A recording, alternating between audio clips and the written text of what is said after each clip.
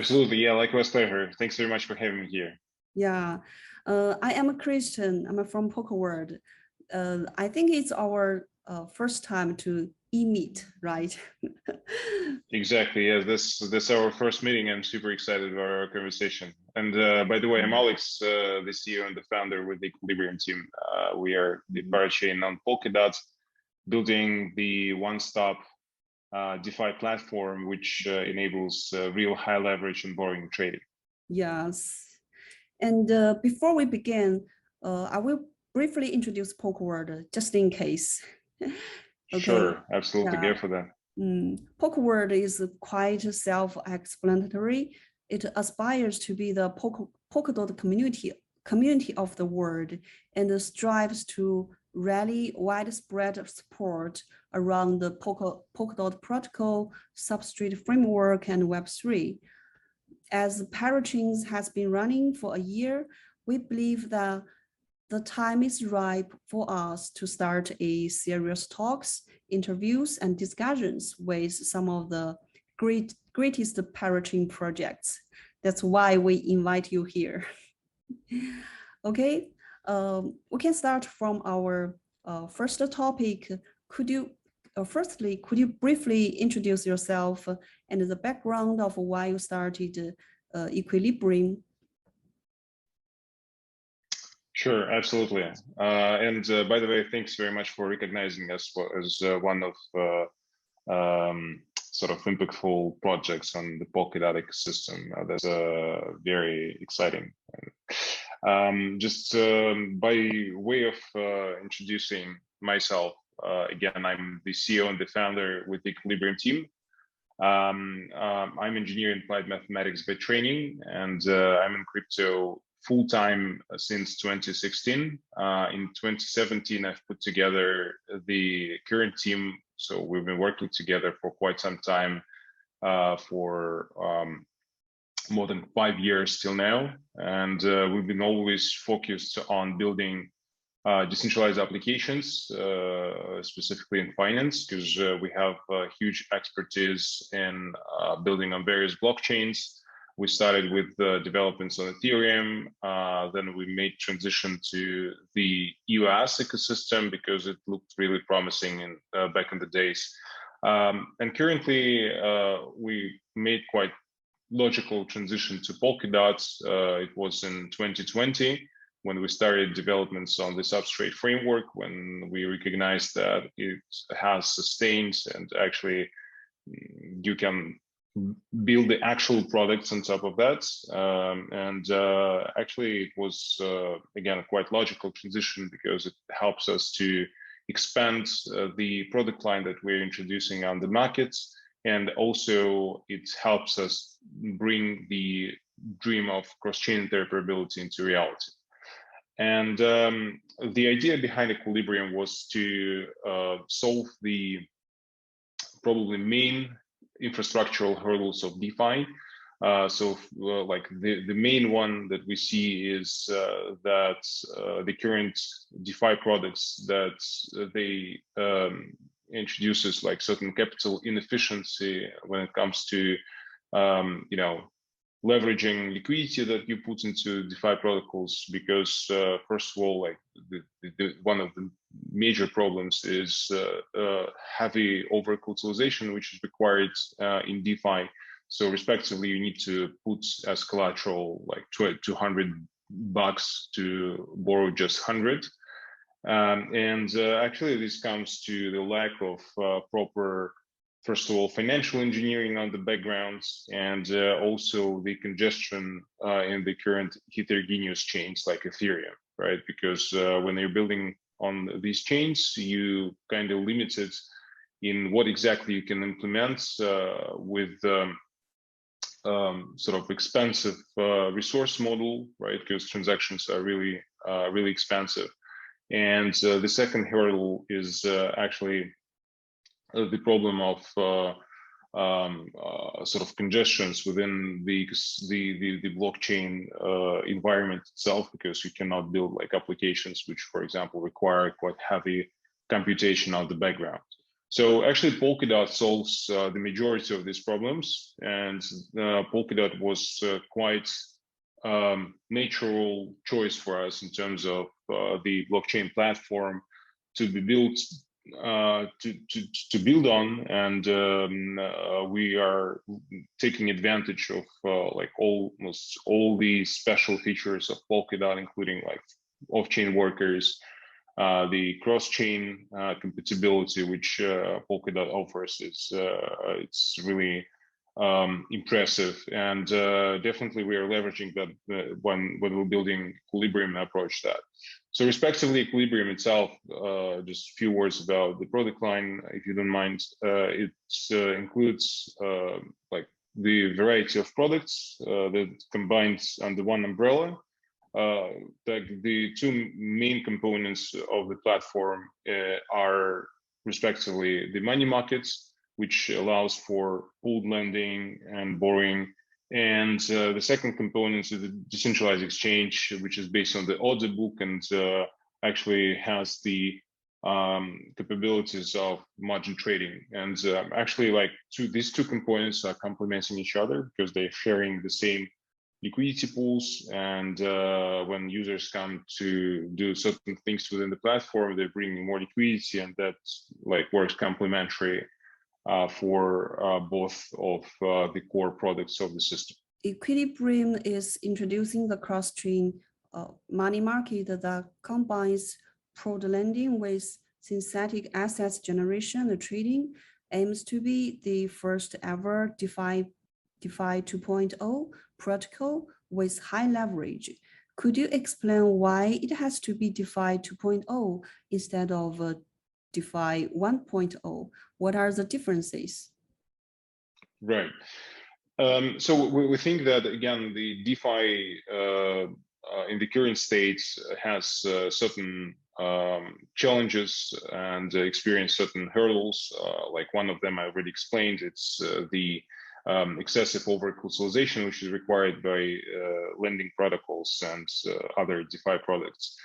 So other hurdles of the current DeFi products are like the following. So firstly, it's the lack of cross-chain interoperability, and as outcome of that, the fragmentation of liquidity, right? So we are solving that by building on the Polkadot platform, and all the product line that we're introducing is true cross-chain interoperable.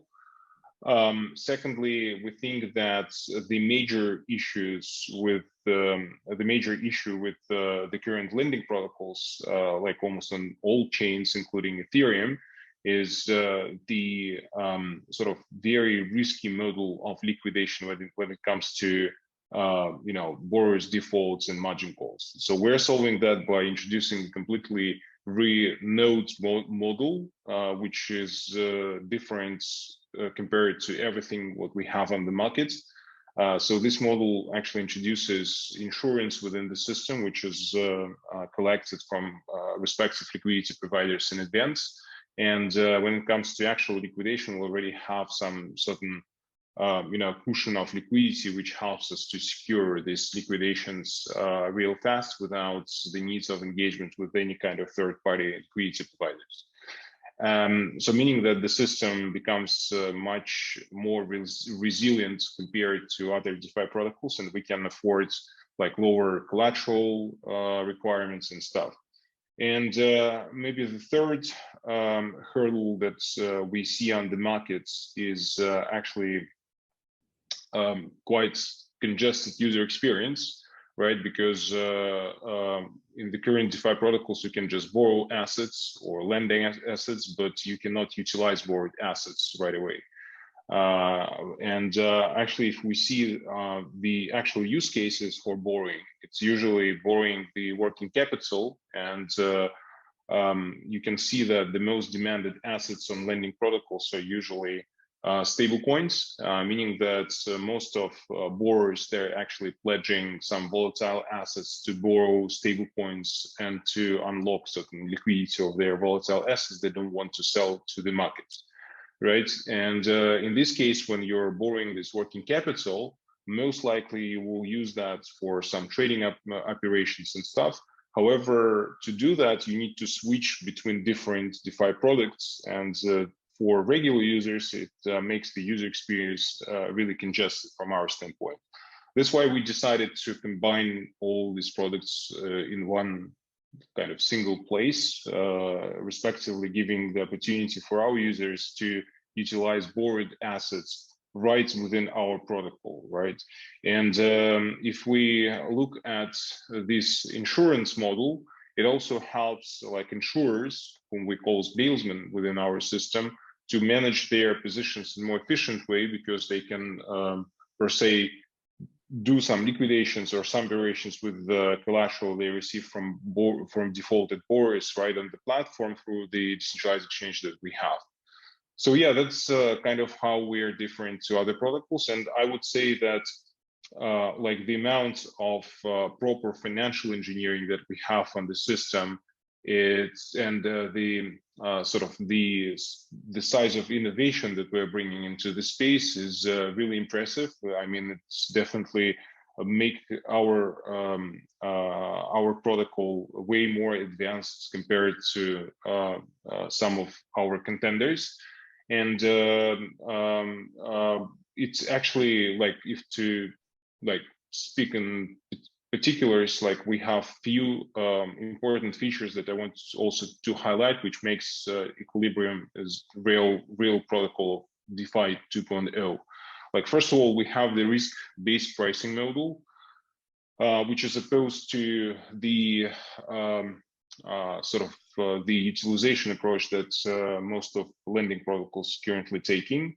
And this risk-based approach, meaning that actually we are not accounting for the particular demands on the assets within the protocol, but when we are calculating costs for borrowing of particular assets, but we are accounting for the volatility of underlying collateral and some other parameters, like as risk. We are looking more at risk profile of the particular borrowers when it comes to calculation of his borrowing costs. And that actually means that borrowers can affect their interest that pay on paying their loans, while if it comes to more regular DeFi protocols, borrowers cannot do that, right? So they're just paying what lending protocol charges on loans they are taking from that. And another important feature is the support, like for true collateral baskets, right? Because we are considering all the portfolio that users putting into the system as a basket of collateral, which helps users to reduce, and specifically borrowers to reduce risks on borrowing. And maybe the third important feature is the insurance mechanism that I already mentioned, right? Which is opposed to auctioning, which is the regular sort of model for liquidations of loans that have been defaulted. So yeah, that's kind of in broad strokes what we're building, how we're different to the DeFi, so-called DeFi 1.0. Yeah. DeFi sparked a new wave of innovation in 2019 and witnessed a watershed moment in 2020. That is exactly when you started Equilibrium. Why did you choose Polkadot for popular DeFi projects when parachains, technically speaking, were not applicable yet, could be and could not be deployed until late 2020? And looking back now, do you think you have missed the DeFi summer? So first of all, I would say that we at Equilibrium are long-term players, and we're not chasing any kind of hype and stuff. Obviously, it helps some projects to be on the top, but again, when you're just continuously building and delivering, functionality, then you are in a better position on the longer term perspective. So we are stick to, constantly improving the user experience and building like the extended product line within Equilibrium, rather than, again, chasing some DeFi summers DeFi winters or DeFi whatever springs. So we're not kind of seasonal business at Equilibrium. And what's important about the choice of Polkadot that we actually consider the substrate framework as one of the most advanced frameworks for building your own blockchains, right? Because you efficiently have a lot of ways for customizing what exactly you're building, because if you're programming the runtime instead of building in some isolated environments, how usually it's done on the heterogeneous chains like Ethereum and stuff. And actually, the opportunities within Polkadot is really tremendous. So if you look at that from the perspective of technical innovation that it brings into the space, it's really super innovative. Like the approach for real decentralized cross-chain interoperability and composability within the network looks really interesting, and actually introduced quite a lot of opportunities for builders, first of all. We were familiar with Polkadot for quite long period of time. Like I was familiarized myself with Polkadot in 2017, when one of my close friends started working for Parity as a core developer for Polkadot, when Gavin Wood just introduced his broader vision of the system. And we were constantly keeping an eye on Polkadot's development, just looking for the right time to start the actual developments on the substrate framework. Yeah, so that's kind of our vision on that. Equilibrium envisioned to be one-stop platform to earn, borrow, trade at a maximum efficiency, but the competition is always cutthroat. For example, the Polkadot ecosystem alone has more than 10 DeFi projects. Could you highlight some of the strong points of each of your products? Right. So I already mentioned that we've been building Equilibrium almost from the greenfield of design, and our goal was to improve like almost everything in DeFi, like all the aspects that we can even think of. And given that we have brought up real innovative sort of setup and real innovative model that works on the background of Equilibrium, right? So like the whole system is based on the risk-based model for pricing, and also like this actually is inherited from the very sophisticated risk assessment system which we have built. And the sort of the amount of technical and financial innovation that we're bringing into the space, I think way bigger rather than maybe some other projects in the space. However, again, I think that like we have quite interesting concepts that are popping up in the Polkadot ecosystem overall, right? But I think we're the only project which introduces like this real low collateral and margin requirements when it comes to borrowing and trading. And I think this is the major innovation that we're introducing for the overall DeFi space, not necessarily just for Polkadot, right? So, which means that we are giving the end users, like traders and borrowers, the opportunity to leverage their funds in the most efficient way, right? So introducing like real capital efficiency. You will launch the first order book DEX in Polkadot ecosystem. This may sound disheartening, but don't take it that way. We all know. Sure. We all know that building an on-chain decentralized exchange where all orders interact interact directly with each other is prone to problems like horrible user experience. When all transactions are proceeded on the chain, the processing speed and cost will bear the brunt. And then users themselves have to pay for placing, canceling, and modifying an order. It is really not a pleasant experience for both the developers and the users. So how does you avoid or solve all of that? So first of all, we definitely aware of all the problems that you mentioned, and obviously decentralized exchanges without any kind of workarounds when it comes to technical congestions and speed of blockchain.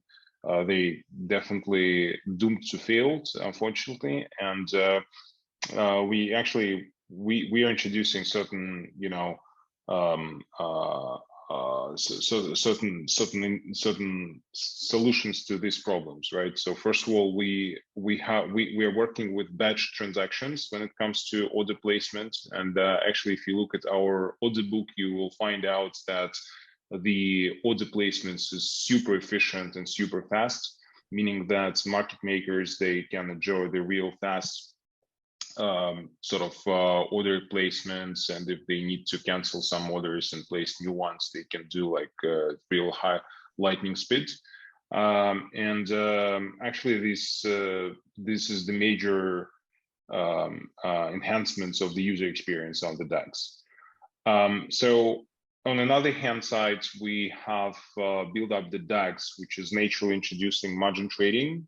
Actually, you can get quite high leverage, up to 20x, when you are trading assets on our decentralized exchange. And given that it's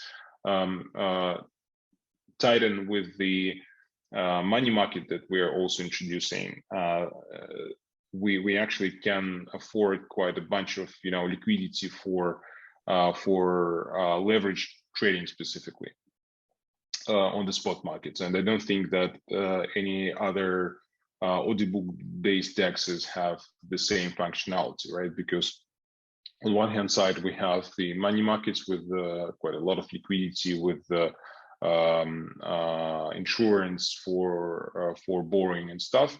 And on the other side, we have the order book, which actually pulls out liquidity from the money markets to maintain leverage spot positions, which makes a lot of sense. So yeah, I mean, all these innovations combined and all this approach make a lot of sense, and introduces quite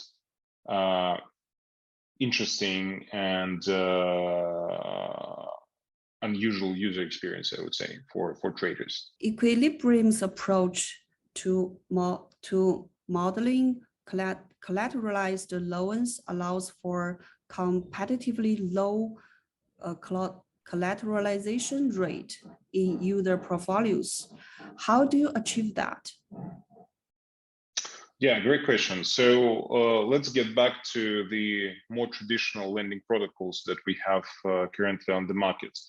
So we can see that all of them require quite heavy over-collateralization, and it's not kind of spontaneous, right? Because efficiently, like when compound requires 133% of the minimal collateralization ratio for loans, it means that it has certain cushion which absorbs certain price fluctuations when it comes to liquidation, right?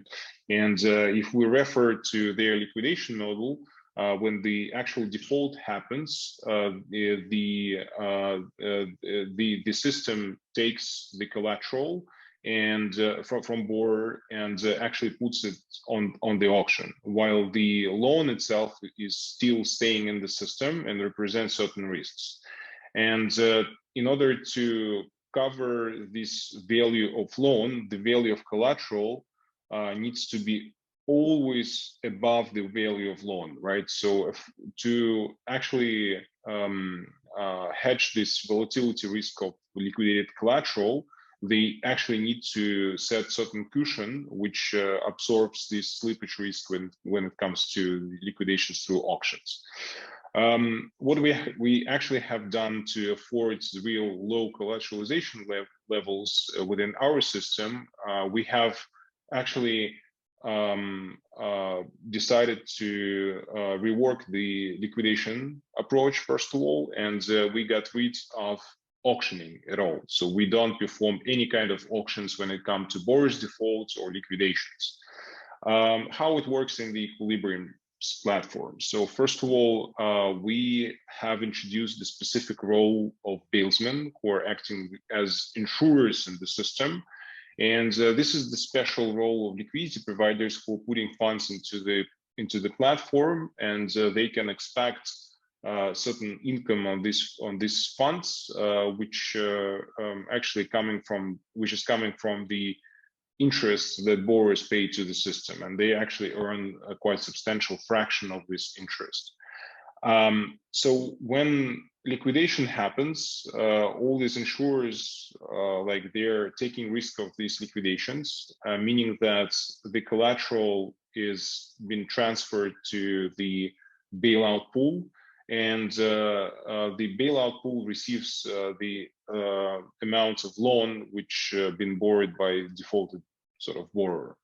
And if bailsman decides to withdraw funds from the bailout pool, from this insurance pool, they need to cover the accumulated loans in the pool proportionally to the stake within this insurance pool, so pool overall. So given that we're not require any kind of forced actions at the particular moments of liquidation, right? So there's no third party involved that needs to come to the system and buy out collateral, provide some funds and stuff. And the system itself doesn't take the risk of liquidated loan, right? This is really important. And in this case, we can afford real low collateralization requirements. We still have some small cushion of 5% of over collateralization, which is used to as a compensation for insurance for their kind of the risk that they're taking. And obviously, on another hand side, they're also getting compensated by the substantial fraction of interest paid by borrowers in the system. So that's how we solve this problem, and that's why we can afford that low levels of collateralization within Equilibrium. You have got a slot on Polkadot. Any plans for production launch? Right. So we are super excited about our winning the parachain slot 2 months ago. So till now we've been preparing for the production launch, and we had quite extensive roadmap for that. So we were finalizing the code base, being updating that according to the latest version of the substrate framework. We also being deploying things onto our parachains, performing some extensive testing for all our developments. On the other hand side, we were also onboarding, collaterals, and we are almost production ready right now. So the official production launch for Equilibrium on the Polkadot parachain is planned for the end of June. Given the fact that Polkadot is still in its early stage with limited assets to exchange, how do you leverage the asset outside of a Polkadot ecosystem, such as Bitcoin, Ethereum, etc.?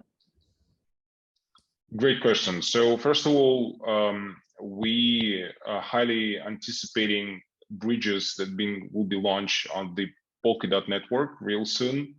So hopefully Intelay with their developments will be launched the full scale real quick, and we'll have the real decentralized Bitcoin bridge live on Polkadot. So right now we also running our own bridges that help us to actually have Ethereum-based assets and other EVM chains bridged with our parachain on Kusama. And we are planning for the launch and the rollouts of these bridges on the Polkadot ecosystem as well.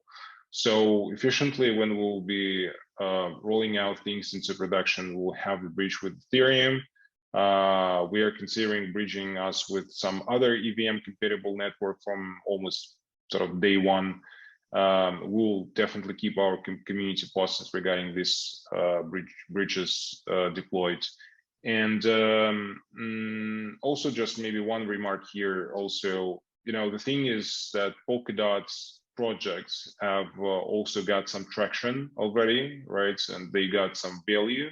And we think that this sort of collaborations between projects and eventual XM connections with some partners, this sort of approach and will also drive liquidity on our platform and bring value to the ecosystem overall. Any layouts for the social fi, NFT fi, extra?